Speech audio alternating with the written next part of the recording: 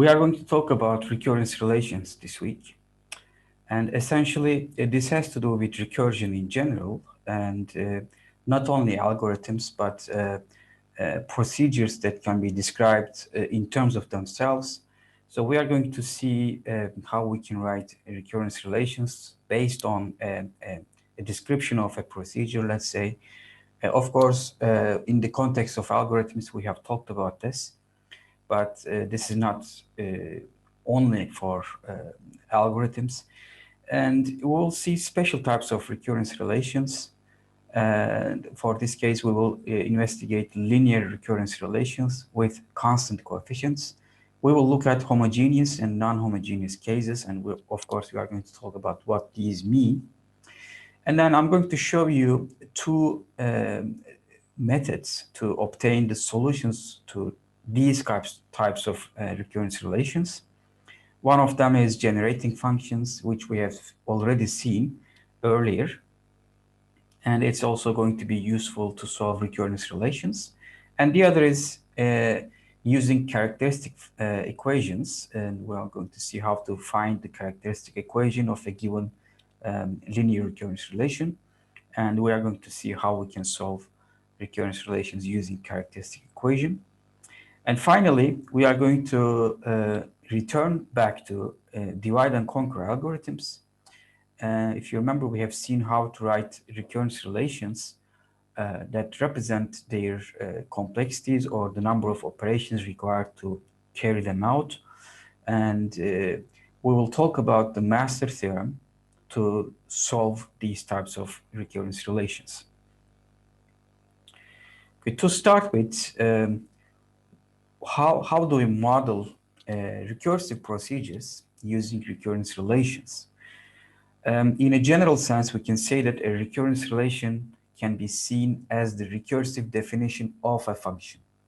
So essentially, if you remember recursive definitions, you have a basis case in which you give specific values of some values of the function, and then you have a recursive step which describes or defines the function in terms of itself with different parameters.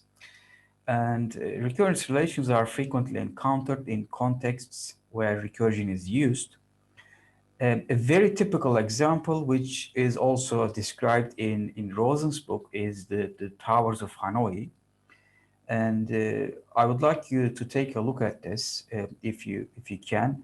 It's a very typical example of recurrence relations, and it's a very typical example for recursive functions also. And it's described in detail on how we write the recurrence relation. And of course, you can find explanations of it online in various resources. But for this set of slides, I'm just going to give an example that we have discussed earlier in this course. So if you remember, we had this problem that we did when we talked about counting and also probability, that we had a grasshopper located in stone number 0 that wants to go to stone number 9, and it can jump either a single stone or 2 stones at a time. And if you remember, we found the number of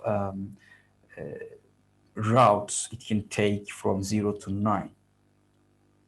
And we applied combinatorial methods to obtain the result, but we can also express the number of paths from 0 to 9 or 0 to n in general in a recursive way. Consider the more general problem of finding Tn, the number of paths from 0 to n. So our example was to 9 specifically, but we can generalize this. We hadn't done this, but we just computed the number of paths from 0 to 9. And if you remember, we actually broke down the types of paths that we can have, like paths that consist of 9 single steps, and then paths consisting of 7 single steps and 1 two-step or a double step. And then we had 4 types of these paths, 4 or 5, I don't remember. Anyway, The problem with that method, when you generalize it to n, is that, well, it's going to become very tedious if n is large. I mean, we were able to do that for n equals 9, but consider we would like to find it for n equals 100.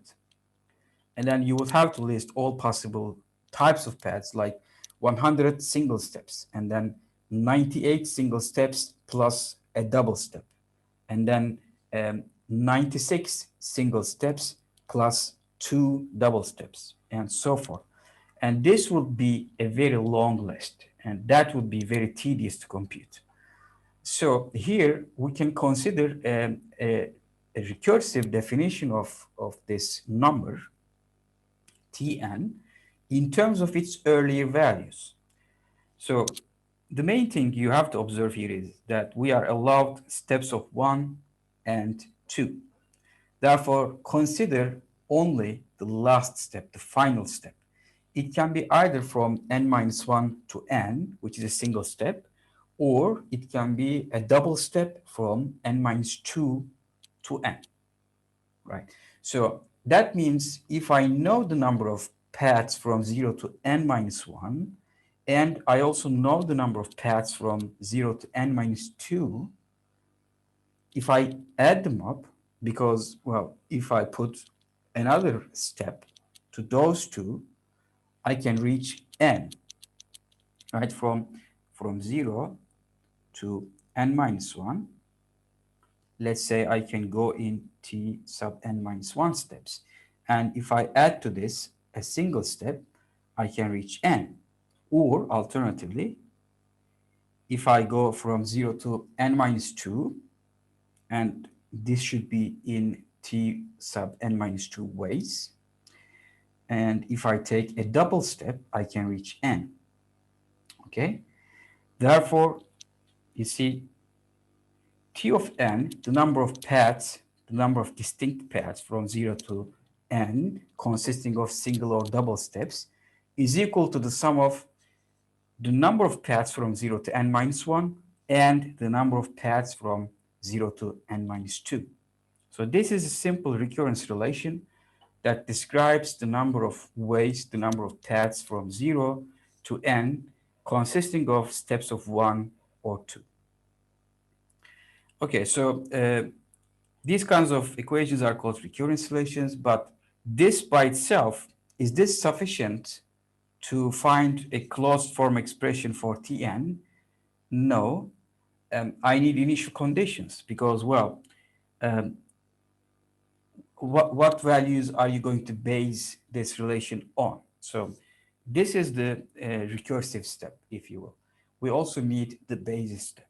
So that is going to be our initial conditions. And in this case, you can take T1 and T2 as your two initial conditions. So T1 is going to be 1 because you can go from 0 to 1 in just a single way, taking a single step. And you can go from 0 to 2 in two different ways. You can either go in a single double step or two single steps. So there are two paths. And another question that might pop at this point is that from n minus 2, actually, I can go to n in two ways. I can go in a double step, yes, but I can also go to n minus 1 first and then to n. But the problem is we have already counted those in this, the number of paths passing through n minus 1 to n. So this we are not going to consider. So this shows you have to be careful when setting up recurrence relations.